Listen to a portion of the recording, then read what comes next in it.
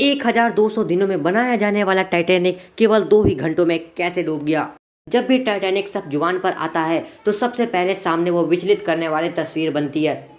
अप्रैल 1912 में अपनी पहली यात्रा पर निकला उस समय का सबसे विशालकाय, सुरक्षित और सबसे शानदार जहाज पहले ही यात्रा में कैसे ध्वस्त हो गया। आखिर कौन सी वो गलतियां थी जो कैप्टन एडवर्ड स्मिथ को भी नहीं आई, जिनको 50 साल से भी ज़्यादा एक्सपीरियंस थी।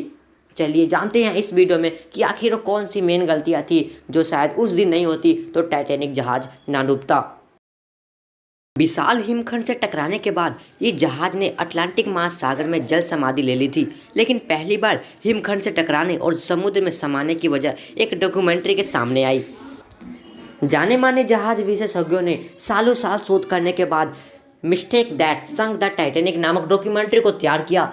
डॉक्यूमेंट्री में बताया गया कि कई ऐसे गलतियां की गई थी उस समय जिसके कारण टाइटैनिक जहाज समुद्र में डूबा।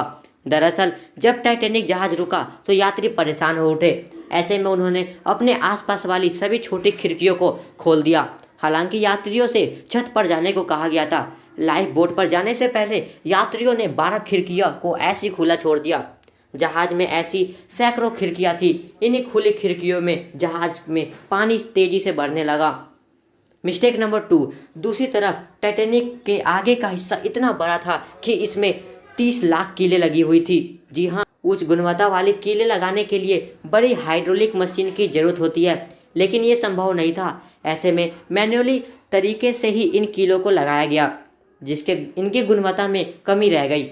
ऐसे में हिमखंड से टकराते ही जहाज का ये हिस्सा क्षतिग्रस्त हो गया और इसके टूटने से जहाज में पानी भर गया। वही डॉक्यूमेंट्री के मुताबिक टाइटैनिक जहाज इसलिए भी डूबा क्योंकि अधिकारियों के आसपास उस केबिन की चाबी नहीं थी जिसमें रखी दूरबीन से उन्होंने देखना था।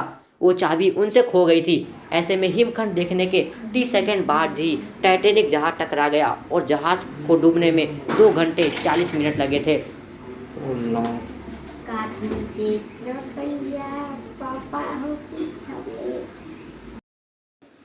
मिस्टेक नंबर 3, डॉक्यूमेंट्री में ये भी बताया गया कि 17 अप्रैल को न्यूयॉर्क पहुंचते ही टाइटैनिक जहाज औसतन 18 नॉट से ज़्यादा तेज़ रफ्तार में चल रहा था।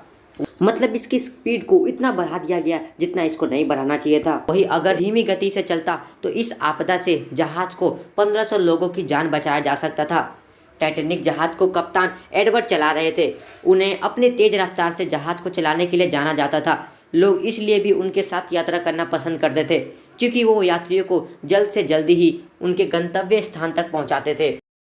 काश ये गलतियां उस दिन ना होती तो शायद टाइटैनिक जहाज ना डूबता। दोस्तों, अंत में आप सभी से एक विनती करना चाहूँगा, अगर ये वीडियो आपके लिए हल्की सी भी इन्फॉर्मेटिव रही है तो प्लीज़ इस वीडियो को लाइक करना ना भूलें और सब्सक्राइब करके बेल आइकन को जरूर प्रेस करें।